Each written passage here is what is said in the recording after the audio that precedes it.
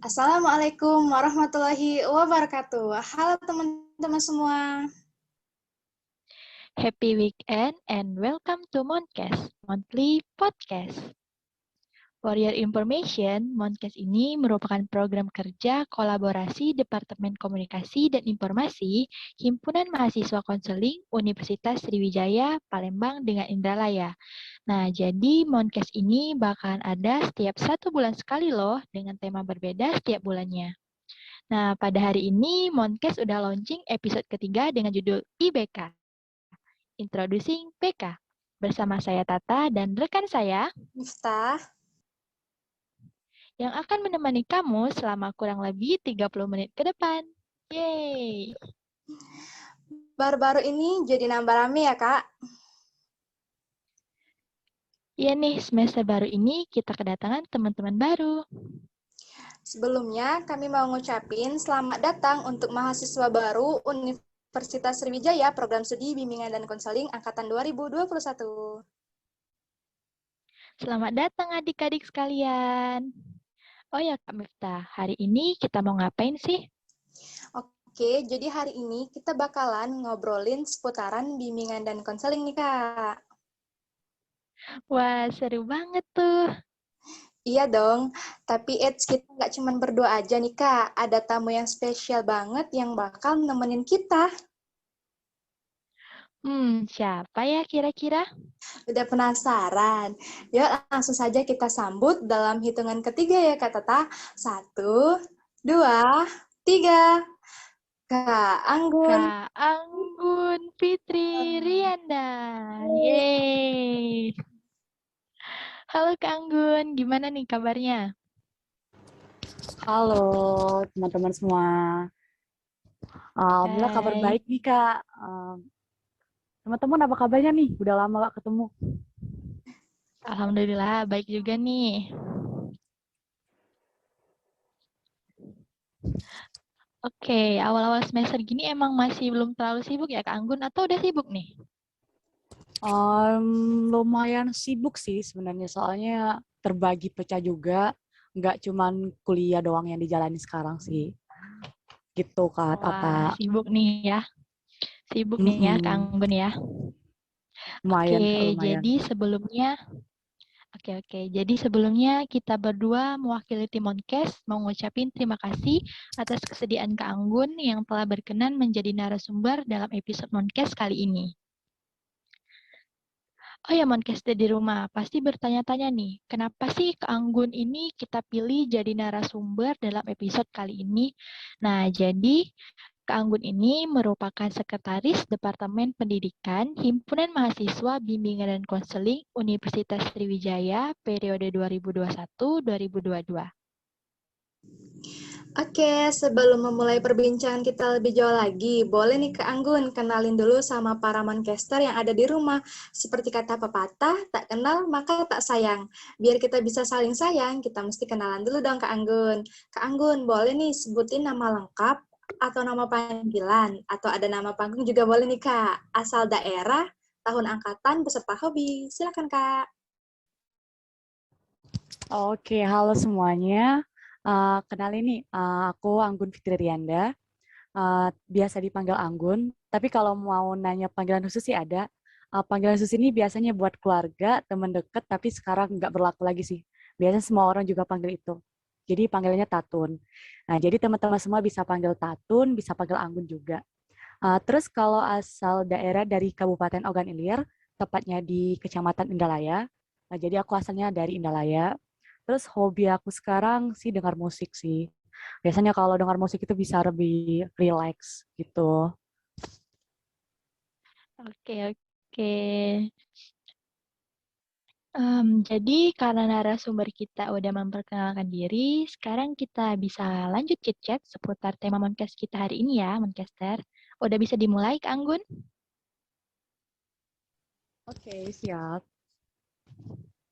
Oke, jadi pertama nih, aku mau tahu dong ketika Kak Anggun dengar kata bimbingan dan konseling, apa sih yang pertama kali terlintas di benak Kak Anggun? Oke, makasih atas pertanyaannya Kak Tata. Jadi Sebenarnya kalau kita mandang sebagai orang awam ya, bimbingan konseling itu apa sih? Kalau aku terlintas pertama kali bimbingan konseling itu adalah biasanya mencegah ataupun menaati suatu peraturan, karena guru BK itu biasanya selalu selalu membicarakan tentang peraturan ya Kak kalau di sekolah. Gitu sih. Kalau kalau sekarang sih kalau ditanya apa sih yang terlintas dalam bimbingan dan coaching, kalau sekarang sih lebih membimbing peserta didik Kak, karena kita udah tahu gitu. Oke, jadi unik ya first impression tentang bimbingan Unik. dan konseling menurut Kak Anggun ini. Oke, lanjut Kak Miftah. Ada yang mau ditanyain nggak nih sama Kak Anggun? Ada dong Kak, aku mau nanya nih sama Kak Anggun. Kan itu tadi ada first impression Kak Anggun nih tentang bimbingan dan konseling. Tapi sebenarnya bimbingan dan konseling itu apa sih Kak? Oke. Jadi sebenarnya bimbingan konseling itu terdiri dari dua kata, dari kata bimbingan dan dari kata konseling. Sebelum kita terlalu jauh nih, kita bahas dulu nih satu kata. Jadi bimbingan itu adalah satu proses yang diberikan oleh individu untuk membantu individu lainnya dalam menentukan pilihan-pilihannya sesuai dengan kemampuannya dan otomatis uh, untuk memberikan peserta didik itu pemahaman yang lebih baik. Nah, kalau konseling itu lebih kepada mencegah, lebih kepada pengentasan suatu masalah. Jadi konseling itu adalah uh, proses layanan yang diberikan oleh konselor kepada konseli. Nih, konseli itu adalah individu yang sedang bermasalah dan ingin meminta bantuan kepada guru BK. Itu namanya konseling. Jadi, konseling itu adalah suatu proses layanan yang diberikan oleh konselor kepada konseli untuk membantu konseli menyelesaikan permasalahan-permasalahannya. Gitu. Jadi kalau misalnya kalau disambung Kak, bimbingan dan konseling itu apa?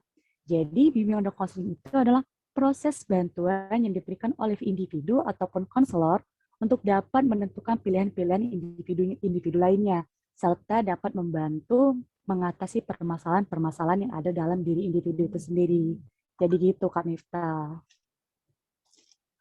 Oke Kak Anggun, wah ternyata bimbingan dan konseling itu seperti itu ya Kak, berbeda banget sama yang suka dibilang sama orang-orang. Benar banget. Iya benar, beda banget ya dari apa yang suka diomongin orang-orang tentang bimbingan dan konseling. Oh ya Kak Miftah, aku boleh lanjut ya tanya-tanyanya? Oke Kak, lanjut. Nah, aku mau nanya nih sama Kak Anggun. Kira-kira apa aja sih tujuan dan fungsi dari bimbingan dan konseling itu? Oke, jadi kita bahas fungsi dulu kali ya. Jadi sesuai yang saya pelajari selama 5 semester kali ya. Nah, jadi fungsi BK itu ada 5 nih. Yang pertama itu fungsi pemahaman, fungsi pencegahan, fungsi pengentasan, fungsi pemeliharaan dan pengembangan, serta fungsi advokasi. Kira-kira mau dibahas satu-satu nggak nih? Boleh deh Kak Anggun. Oke, bahas satu-satu ya. Yang pertama itu dari fungsi pemahaman. Jadi, berbicara mengenai fungsi pemahaman, jadi guru BK ini berfungsi untuk memberikan pemahaman kepada individu atau peserta didik yang ada di sekolah. Nah, biasanya pemahaman ini berupa informasi-informasi untuk menambah pengetahuan peserta didik itu sendiri. Nah, selanjutnya itu ada namanya fungsi pencegahan. Nah, di sini fungsi pencegahan ini guru BK itu lebih mencegah peserta didik untuk terjerumus ke dalam suatu masalah. Nah, biasanya fungsi pencegahan ini lebih kepada bimbingan. Seperti yang kita ketahui, tadi bimbingan konseling itu terdiri dari kata bimbingan dan konseling. Nah, selanjutnya itu ada yang namanya fungsi pengentasan. Nah, fungsi pengentasan ini lebih kepada fungsi konseling, yang di mana guru BK itu membantu peserta didik untuk menyelesaikan permasalahan-permasalahannya atau membantu peserta didik itu untuk mencari jalan keluar dari permasalahan yang dialami. Terus nih, fungsi pemeliharaan dan pengembangan. Nah, Kak Miftah tuh biasanya ada kan potensi yang dimiliki dari lahir kan, yang biasanya dilakukan atau yang sudah dimiliki atau yang lebih kurang kelebihan ya. Nah, jadi guru BK itu mengembangkan potensi yang sudah ada dari sejak lahir kita tadi. Nah, salah satu fungsinya fungsi pemeliharaan dan pengembangan. Jadi gitu. Nah, pengembangannya di mana? Pengembangannya itu terletak pada guru BK membantu peserta didik itu untuk mengembangkan potensi yang ada dalam dirinya. Bisa jadi potensi itu bisa berupa berbentuk fisik atau berbentuk kognitif yang dikembangkan oleh guru BK gitu. Terus juga ada yang namanya fungsi terakhir, fungsi advokasi. Jadi fungsi advokasi ini lebih kepada hak-hak peserta didik nih. Jadi di dalam sekolah itu peserta didik itu memiliki hak dan kewajiban yang sama sebagai siswa di sekolah. Nah, terletak di mana fungsi advokasi ini? Biasanya fungsi advokasi ini terletak pada siswa yang kurang memiliki perhatian. Perhatian seperti contoh peserta didik itu sedang mengalami permasalahan di sekolah. Terus dia dihukum untuk tidak boleh mengikuti pelajaran selama 1 minggu atau sering kita dengar itu skorsing ya. Nah, jadi guru BK ini membantu peserta didik itu untuk mendapatkan haknya. Haknya apa? Haknya adalah belajar di sekolah tanpa adanya batasan. Nah, jadi guru BK itu membantu peserta didik itu untuk tetap memiliki hak-haknya untuk belajar di sekolah dan tetap juga membantu peserta didik ini untuk keluar dari masalahnya. Seperti yang tadi hukumannya ada skorsing, mungkin hukumannya lebih dikurangi, tetapi tidak melewati batas-batas haknya tadi. Gitu, Kak. Oke, jadi lumayan banyak dan penting-penting ya Kak Anggun ya. Itu dia nih Moncaster, fungsi dari bimbingan konseling. Untuk tujuan mungkin bisa dilanjutkan Kak Anggun? Oke, makasih Kak Tata. Jadi kalau ditanya tujuan nih, biasanya kalau BK itu ada yang namanya tujuan khusus dan tujuan umum. Jadi kita bahas tujuan umum dulu. Nah, jadi tujuan umum dari bimbingan konseling itu adalah untuk membantu peserta didik mencapai tugas-tugas perkembangannya. Jadi itu tujuan umumnya, Kak. Nah, kalau tujuan khusus ini biasanya lebih kepada aspek-aspek yang ada dalam bimbingan konseling, yaitu aspek pribadi, sosial, belajar, dan karir. Nih, kalau mau dijabarin satu-satu nih, dari aspek pribadi dulu. Jadi kalau guru bimbingan konseling di sekolah itu berfungsi untuk mencapai aspek di bidang pribadi. Contohnya adalah membantu peserta didik itu untuk memahami dirinya atau memahami potensi yang ada pada dirinya, seperti memahami kekurangan dan kelebihan yang ada pada dirinya. Nah, kalau di aspek sosial nih, jadi guru BK itu membantu peserta didik itu untuk dapat menyesuaikan diri dengan lingkungannya atau membantu peserta didik itu untuk dapat diterima di lingkungannya. Nih kalau di aspek belajar, jadi mungkin guru BK itu membantu peserta didik belajar secara optimal atau membantu peserta didik itu mengetahui cara belajar dia gimana. Terus yang terakhir di aspek karir. Ini yang paling penting. Jadi guru BK itu membantu peserta didik itu mengarahkan ke karir atau masa depannya sesuai dengan kemampuan dan potensinya. Jadi guru BK di sekolah itu biasanya di karir ini dididik dari kelas 10, diketahui dulu potensi yang dia miliki, baru di saat kelas 12, guru BK itu membantu kemana sih peserta didik ini yang layak untuk karirnya di masa depan sesuai dengan minat dan bakat serta kemampuan yang ada pada diri individu itu. Gitu Kak Tata. Oke, terima kasih Kak Anggun.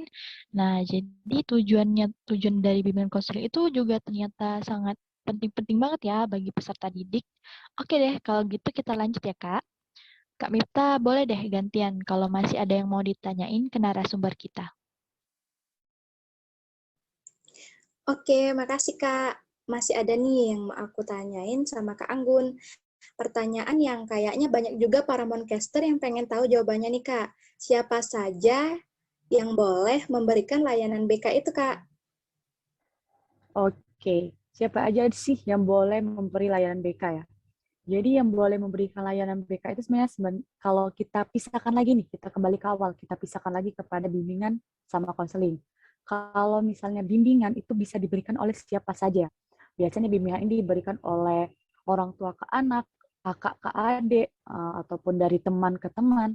Nah, tapi kalau misalnya ditanya siapa sih Kak yang boleh memberikan layanan bimbingan konseling?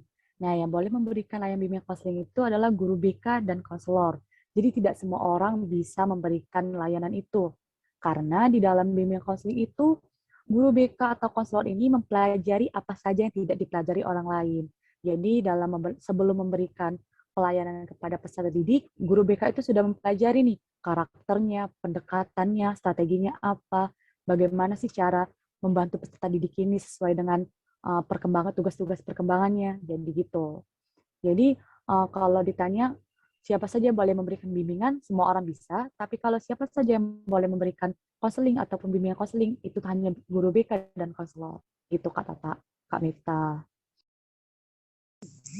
Nah, jadi itu dia ya para Moncaster, orang-orang yang boleh memberikan layanan BK. Jadi bukan sembarangan orang yang bisa memberikan layanan BK, tetapi hanya orang-orang khusus. Betul kan, Kak Anggun? Betul banget Kak Miftah. Oke, Kak Tata, masih ada yang mau ditanya lagi nggak? Tanya aja, Kak, mumpung gratis. Oke, boleh deh Kak Miftah. Oke, silakan Kak Tata. Oke, aku mau nanya lagi nih sama Kak Anggun. Jadi tadi kan Kak Miftah udah nanya, siapa aja sih orang-orang yang boleh memberikan layanan BK? Nah, sekarang pertanyaan aku nih Kak, kepada siapa saja sih layanan BK itu boleh diberikan? Oke, menjawab dari pertanyaan Kak Tata tadi ya, kepada siapa sih layanan BK itu diberikan? Jadi layanan BK itu kalau berada di sekolah itu semua peserta didik mendapatkan pelayanan BK. Nah, tidak pandang bulu, ras, maupun agama. Guru BK akan memberikan pelayanannya kepada peserta didik ke semua peserta didik. Namun, pelayanan itu akan terbagi lagi nih. Misal di pelayanan yang bersifat membimbing, itu semua peserta didik dapat pelayanan itu tanpa terkecuali. Tapi kalau layanannya yang bersifat mengentaskan suatu permasalahan atau membantu misalkan permasalahan, itu hanya orang-orang yang bermasalah saja. Nah, jadi kalau misalnya ditanya nih siapakah yang bisa mendapatkan layanan bimbingan konseling, semuanya dapat. Tapi kalau siapa sih Kak yang bisa mendapatkan layanan konseling, itu hanya untuk orang-orang yang bermasalah saja. Gitu. Karena akan berbeda strategi serta layanan dan pendekatan yang akan dilakukan guru BK itu sendiri. Gitu, Kak. Oke, terima kasih Kak Anggun. Nah, jadi buat para Moncaster yang ada di rumah, jangan bingung lagi ya. Bagaimana nih para Moncaster yang ada di rumah? Masih semangat kan dengerin podcast-nya? Semangat dong. Semangat. Semangat dong, semangat, semangat. Sebenarnya masih banyak banget nih yang mau aku tanyain ke Kak Anggun. Boleh nanya lagi kan, Kak Anggun? Boleh banget. Mumpung gratis, ya kan? Oke, makasih Kak Anggun. Jadi seperti yang kita tahu nih Kak, di masyarakat itu ada banyak sekali kesalahpahaman dalam BK. Yang salah satunya yaitu guru BK yang dianggap sebagai polisi sekolah.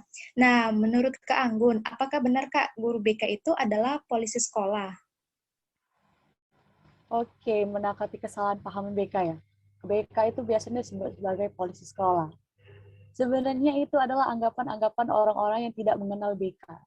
Sebenarnya kalau misalnya kita mengingat polisi, polisi itu kan biasanya melanggar orang-orang yang melanggar peraturan yang dibuat oleh polisi atau dibuat oleh hukum setempat. Begitu juga kalau BK.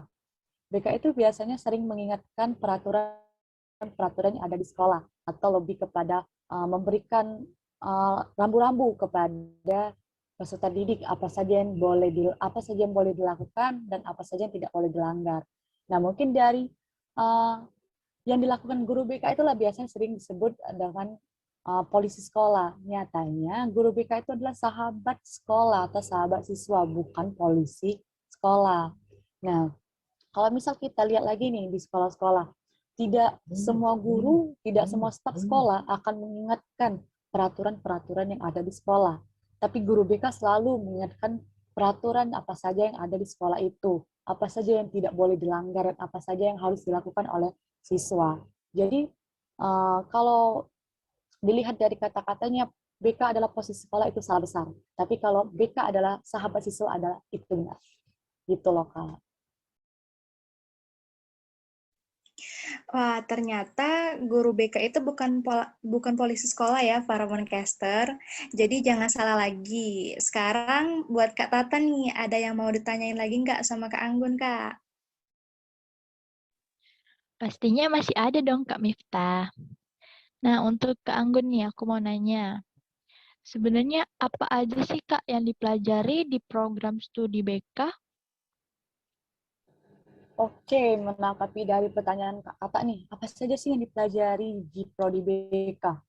Sebenarnya kalau mau dijajarin satu-satu banyak ya, Kak. Karena aku juga udah semester 5, udah banyak banget mata kuliah-mata kuliah yang aku pelajarin. Tapi aku akan jawab secara ringkas. Jadi, di dalam Prodi BK itu yang pertama pasti mempelajari tentang bagaimana individu atau bagaimana manusia itu sendiri. Biasanya itu dibahas di psikologi, baik psikologi anak, psikologi remaja, psikologi pendidikan juga, bagaimana cara individu itu memahami pendidikan, dan juga memahami lingkungan-lingkungan yang ada pada individu. Biasanya itu dipelajari di mata kuliah sosiologi nih, Kak. Terus juga yang pasti mempelajari pendekatan atau pelayanan apa saja atau strategi yang digunakan oleh guru BK yang tidak dipelajari oleh semua siswa, yang tidak dipelajari oleh semua orang atau semua mahasiswa. Itu hanya dipelajari di prodi BK aja. Gitu, Kak.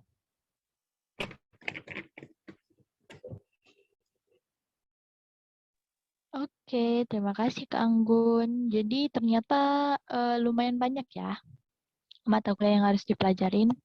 Tapi Moncaster, walaupun banyak banget mata kuliah yang mesti pelajarin, itu pastinya akan sangat berguna dan sangat membantu para calon konselor yang nantinya akan memberikan layanan konseling untuk para konselingnya nanti. Benar nggak Kak Miftah? Iya, Kak, benar sekali itu. Oke, nggak kerasa ya, udah banyak banget hal yang kita dapat dari Kak Anggun seputar program studi BK. Nah, kira-kira masih ada yang mau ditanyain lagi nggak nih, Kak Miftah?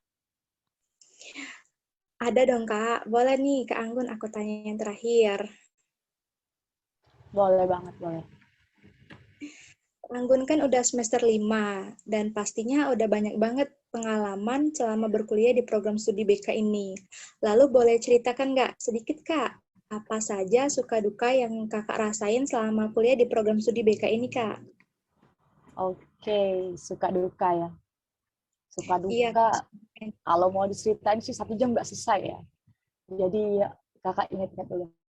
Jadi kalau untuk sukanya, sukanya itu setiap yang kakak lalui di program studi BK itu adalah suka yang kakak jalani. Suka bertemu teman-teman, bertemu dosen, bertemu uh, teman-teman dari prodi lain, ataupun menginjakan kaki ke bangku kuliah pun itu adalah suka yang kakak rasakan. Kalau dukanya sih pada saat kakak melewati masa-masa latihan dasar organisasi sih. Kita biasanya kalau di BK itu disebut sebagai inaugurasi. Nggak di BK sih, di semua fakultas biasanya ada sih yang namanya inaugurasi. Jadi inaugurasi itu adalah suatu proses kita untuk masuk ke dalam himpunan mahasiswa konseling nih. Jadi sebenarnya duka kakak ada di situ. Nah, kalau mau tahu sih PC aja.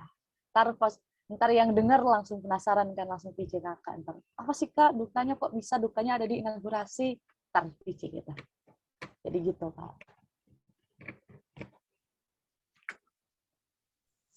Wah, ternyata semua suka duka Kak Anggun seru ya. Seru Sepertinya, dong. wah, makasih Kak. Sepertinya pertanyaan kita cukup sampai di sini dulu nih Kak Tata. Oke deh, Kak Miftah. Wah, nggak kerasa nih, Moncaster. Kita udah bahas panjang lebar dengan kurang lebih 7 pertanyaan seputar program studi bimbingan konseling bareng narasumber kita yang seru banget ini. Makasih banyak ya buat Kak Anggun yang udah sabar jawab dan jelasin satu persatu pertanyaan dari kita tadi. Semoga apa yang udah kita bahas tadi bisa bermanfaat buat para Moncaster yang udah dengerin Moncast episode kali ini. Oke, untuk penutup, aku mau dong minta ke Anggun untuk kasih sebuah motivasi atau quotes buat Moncaster yang ada di rumah biar makin semangat dalam kuliahnya. Oke, itu kata ya. Dari sebanyak perjalanan yang kita lalui, dari sebanyak apapun yang kita lewati, segudang masalah yang kita hadapi, jangan sekali-sekali kita menyerah. Ngeluh boleh, nyerah jangan. Ngeluh adalah satu ungkapan perasaan yang harus kita luapin, tapi menyerah bukanlah akhir dari segalanya.